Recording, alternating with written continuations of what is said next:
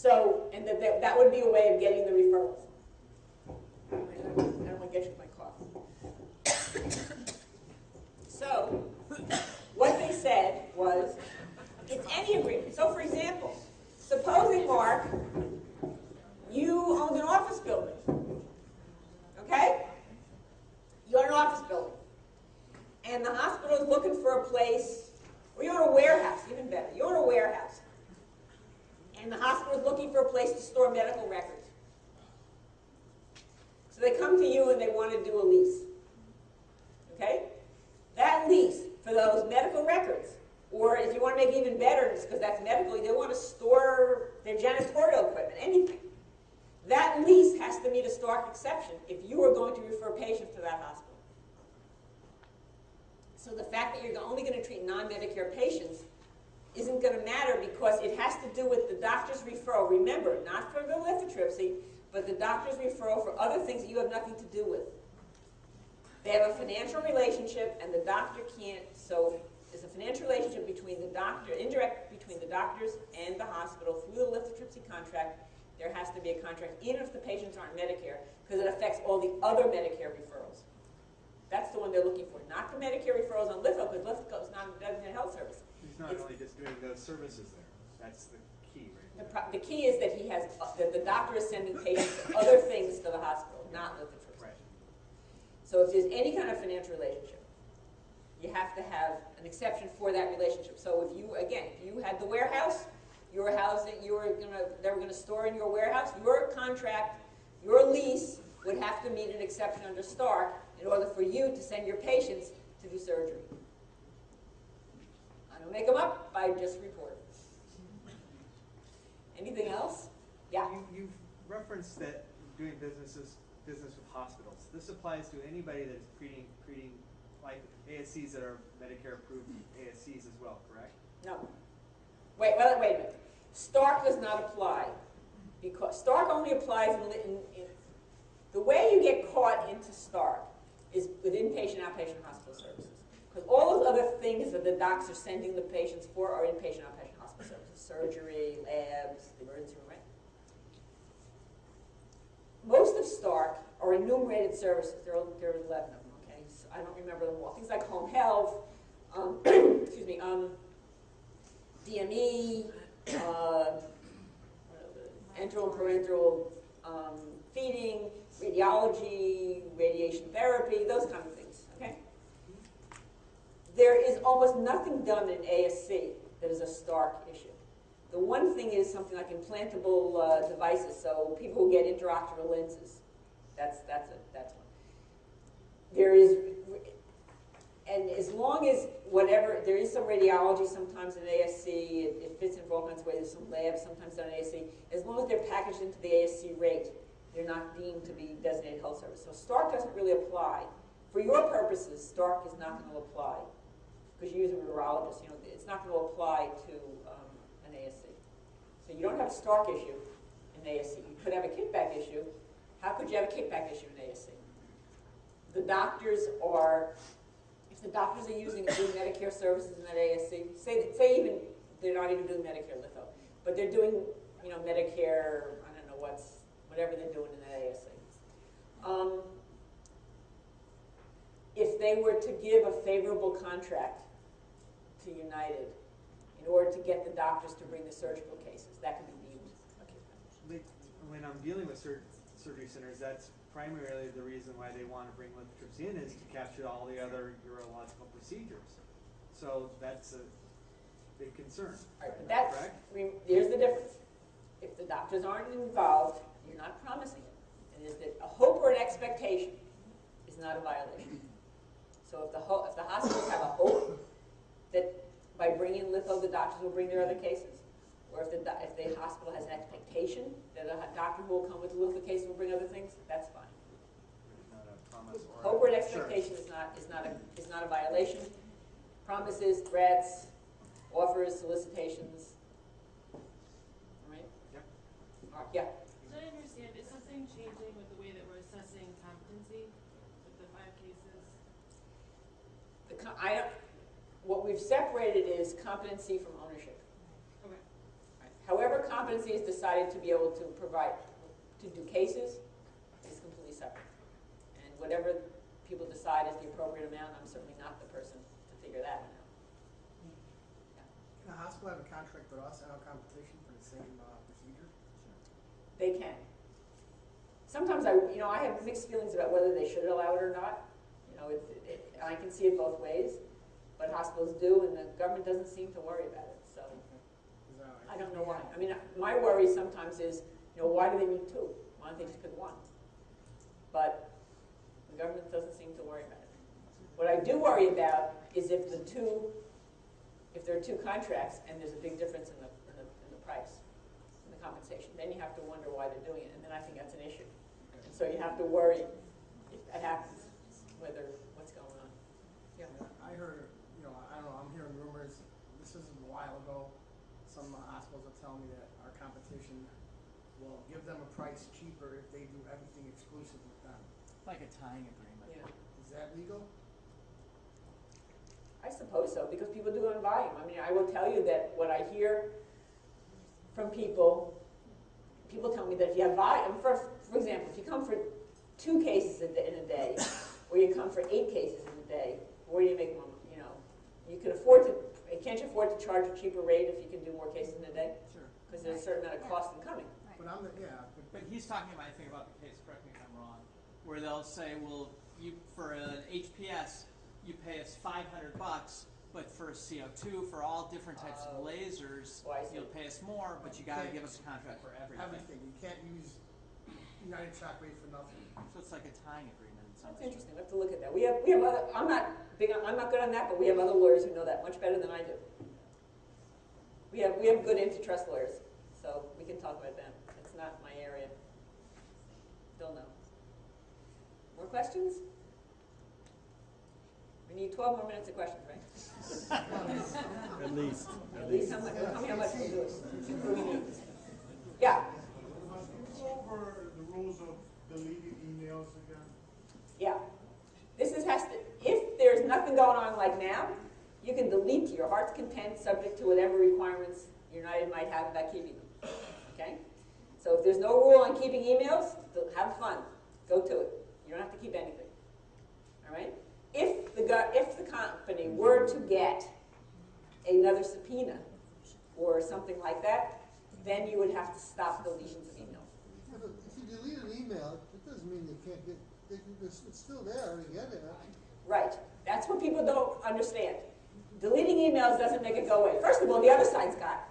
And, there were certainly emails where, because people probably did delete, on one side or the other, where they just got it from the hospitals.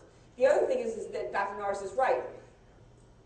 Even when you delete, Bill will know better than I do, even when you delete an email, it's still somewhere in that system, isn't it? It's forensically recoverable. Yeah. So, it's there. It's recoverable, right? Yes.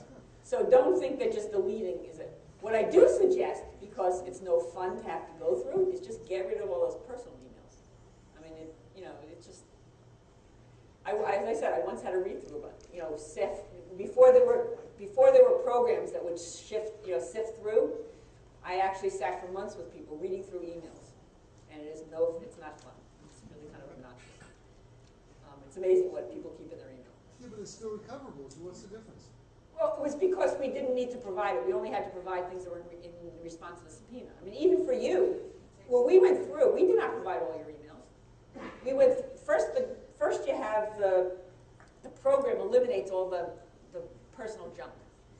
And then you go through, and then you see whether it's responsive to the subpoena. There were a lot of people reading those emails. I didn't, but there were people reading those, and you see, is it responsive? Is it protected by attorney-client privilege?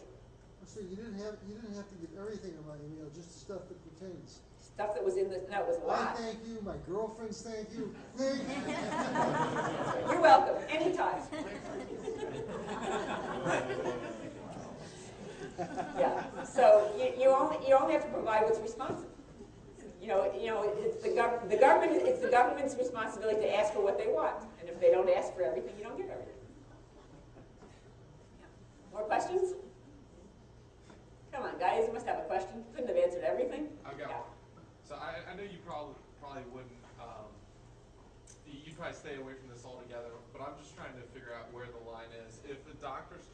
to a hospital, can they, without threatening to move their cases, can they just say, I'm not going to use this company, let's say Fortec, can they just say, you know, if you sign I'm not going to do my cases with this company?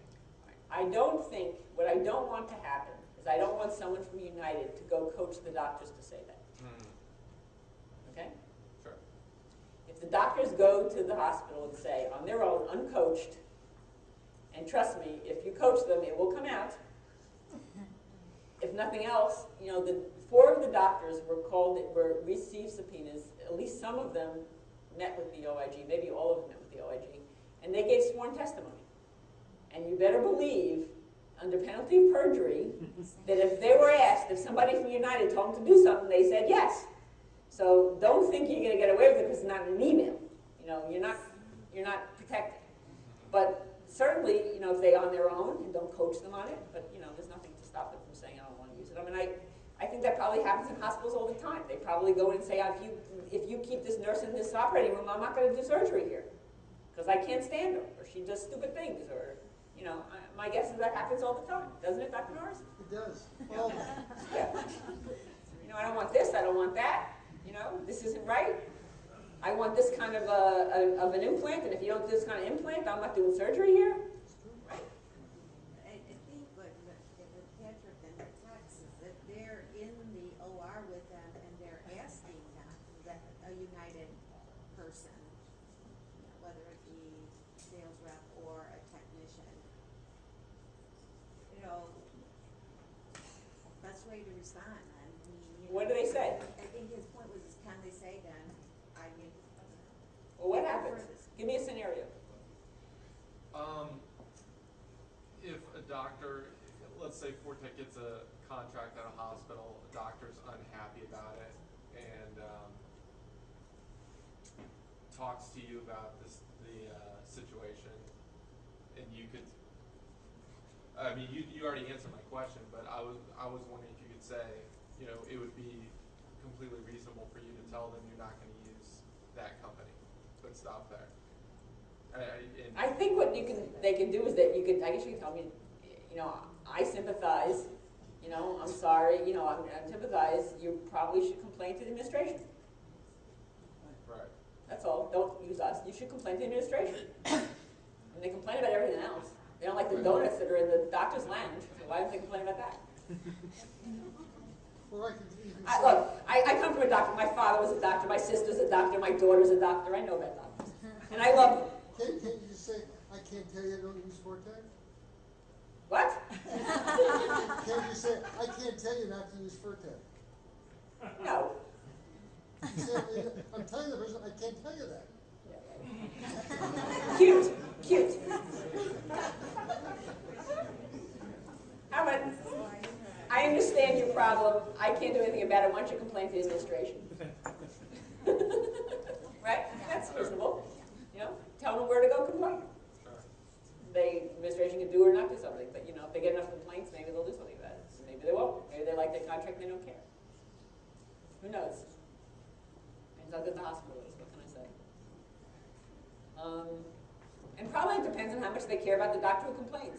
I mean, I'm sure that's true too, doesn't it? In a hospital, don't some doctors get more results from their complaints because doctors care about it? They care about more than others. Absolutely. You know, but that's, you know. I mean, if they had 2 outside, you know, 2 non-doctor companies, and they complain about one, they might go look for another. You know? Look, it can happen with laser. You know, it can happen with the laser. Go find another laser. More? Come on, guys. You must have more questions. Okay. What? We're gonna do these. Don't fill out your sheet yet. Okay. What? I paid her to come ask all the questions. I jotted something down where you said any of the other relationships that the doctors have with the hospital. I wouldn't think that would be our responsibility to. I don't think you really don't have to go looking. What you do want to know. If you know it, right? No. Yeah, I guess that's really not yours. That really isn't yours. you do. Are you asked by the hospitals whether or not there's doctor ownership? Yes, yes. And we say yes if they're, you know, I'm always yes for the company, but sometimes they're asking about their specific doctors too. They ask, you know, is it a doctor-owned Yes. company? Number one, the answer to that. Well, they do, and actually they do need to know. So if they ask which doctors are there, you need to tell them. What you might want to do, I think I mentioned earlier, is if you're concerned that you have to worry about a competitor trying to poach the doctors, what you might want to do is tell the hospital, we're happy to give you a list of the people, because we know you need that, but we'd like you to sign an agreement that you're only going to use that information for your stock purposes and not to do something, you know, for any other reason. You know, only for stock purposes or whatever you need it for. We'll need one of those, Mary. Okay, we'll give you that. We have that. I don't think we've ever been asked for a list, but we've been asked, is it? And Well, they should. You know, a lot of hospitals do what's supposed to, but they're supposed to have the information, so if the government ever asks for it, they can provide it. So some of them do it, and some of them don't. Some are better at it than others. You know, it's like anything. You know, the hospitals are better at compliance than others. What can I say? More? Come on. You must spark some more questions. Okay.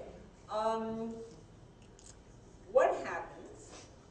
You got these doctors who are invested, and nobody's complaining about the service, but they say, you know, we heard that Dr. So-and-so is invested with another company, and they have big parties, or they take us to play golf every other week, or they do, I don't know, you name it, they buy tickets to the theater, or, you know, they bring lunch to my office staff every week. we don't. What do you tell them? Live it up. That's What? nice. No, they're fine. Right. What I would tell them is, A, we don't do that, and tell them why. You know? There's nothing wrong and a lot right with educating your doctors. That you don't want to get into trouble, and they don't want to get into trouble. And if their friends are doing it, doesn't mean it's right. You know, I tell people that the best training I ever had for becoming a lawyer was being a mother. Because the clients always say everybody else is doing it. And there's no safety in numbers. The government is just as happy to go after 10 companies as one. And you can see it in industry after industry. They went through the dialysis companies that way. They went through a bunch of pharmaceutical companies on things. I mean, they find one and they just go through them all. So there is no safety in numbers. And just because everybody else is doing it doesn't mean not only that it's not right, but that you're not going to get caught. I mean, and I hear that over and over, people say, oh, everybody's doing it, it's not going to matter. It's not true.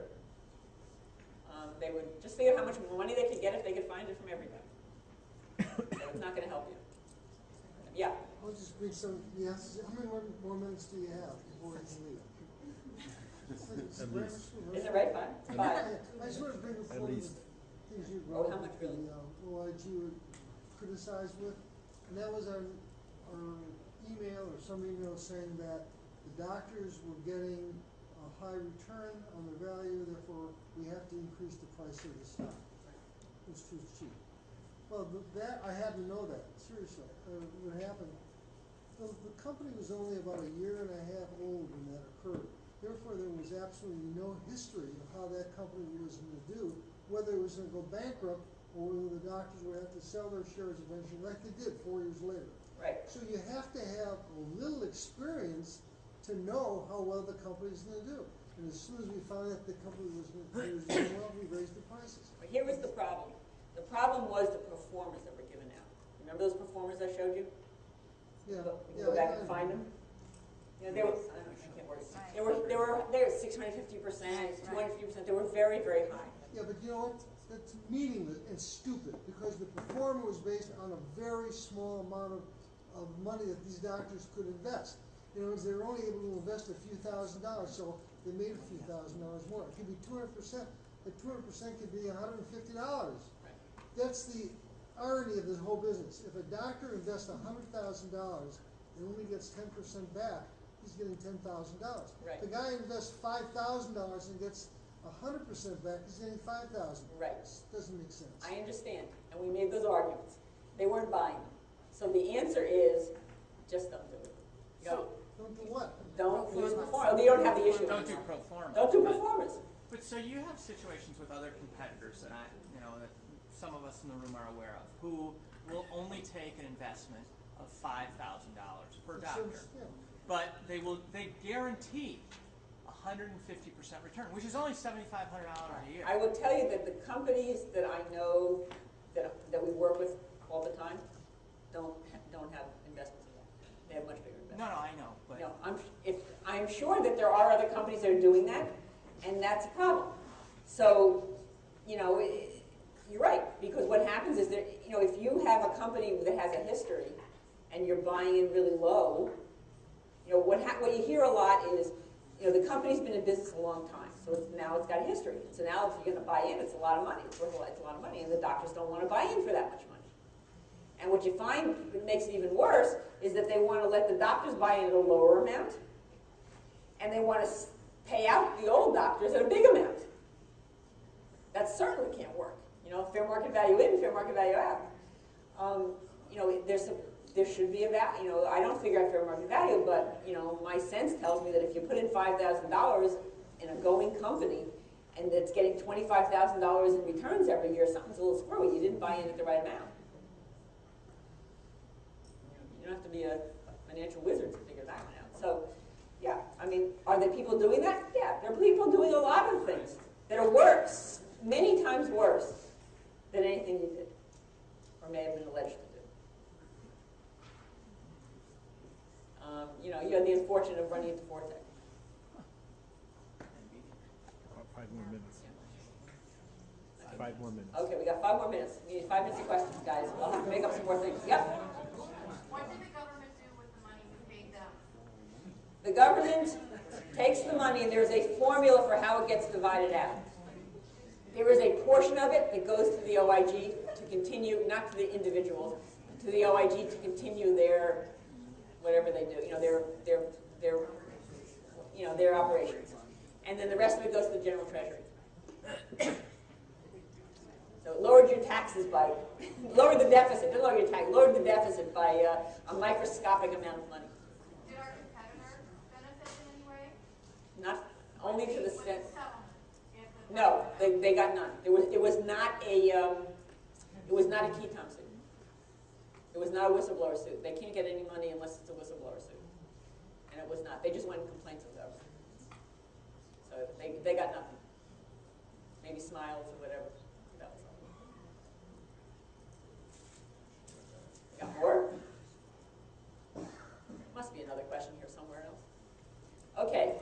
Was So that money paid out in one installment? yes, one wire transfer to the government. and a loan. Yeah, because if you don't pay it in one right away, then they charge you interest.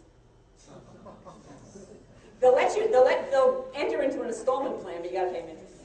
The short answer is, how did they determine the 359, 500? What they did was they had a number. They tallied the number of cases that there were where it happened. Okay. To understand what the government does is you have to. They made the determination they didn't want to put you out of business. Sometimes they want to put you out of business. They didn't want to put you out of business. So then they're going to do an amount that they believe is sufficient enough to make you unhappy, but not so much that they're going to put you out of business. And they come up with a number in their heads, more or less, okay? And then with that number, they then look at the number of cases.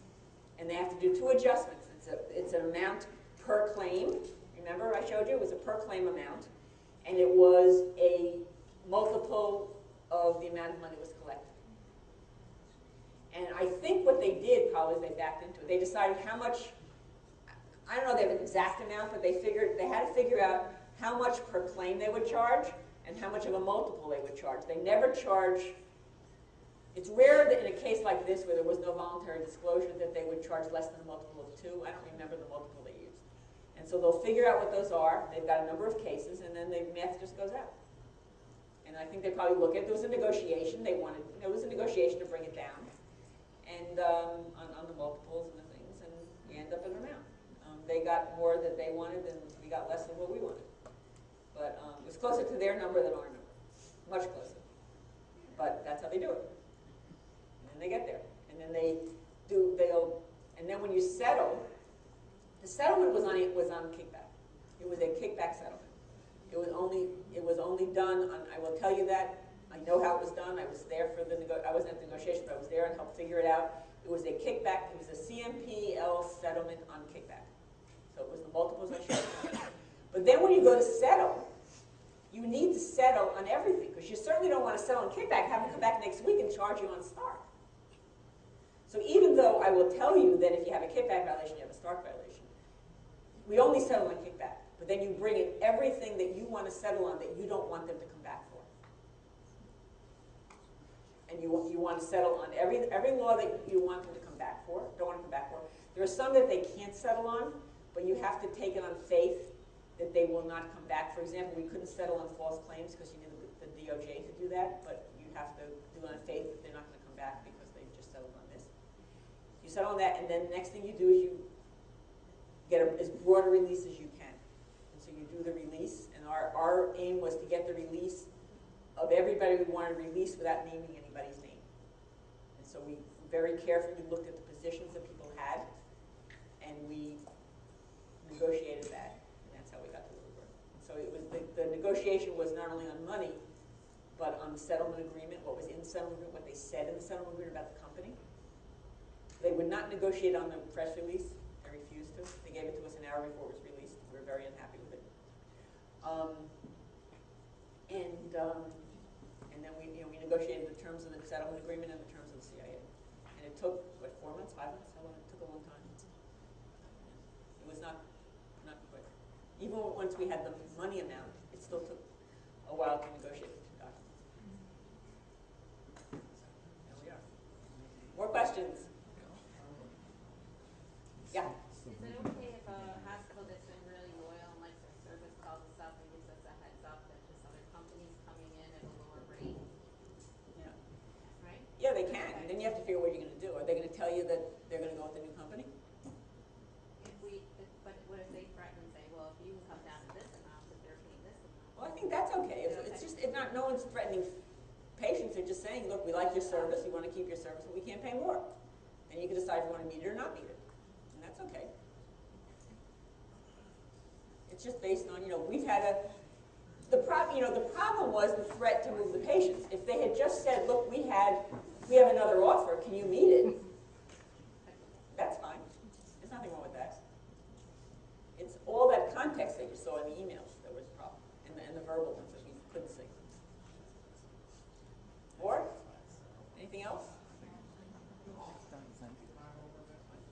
You don't. The moral of the story is, the takeaway is that you can still stay in business. You can still do what you do. You may have to not get some contracts. You may not be able to take in some investors.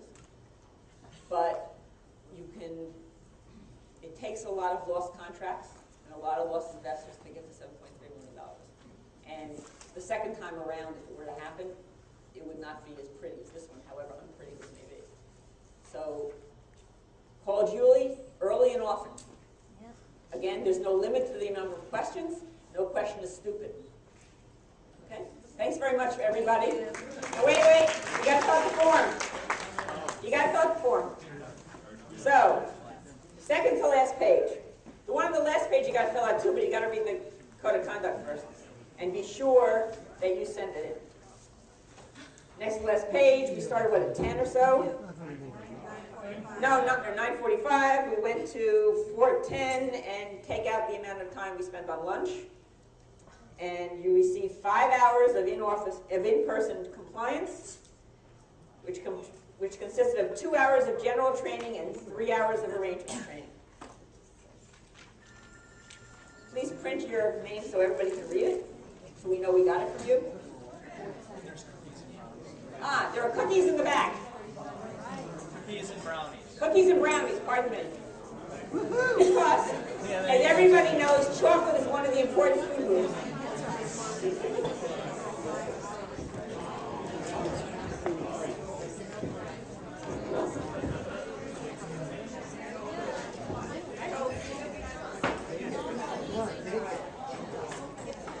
Master plan.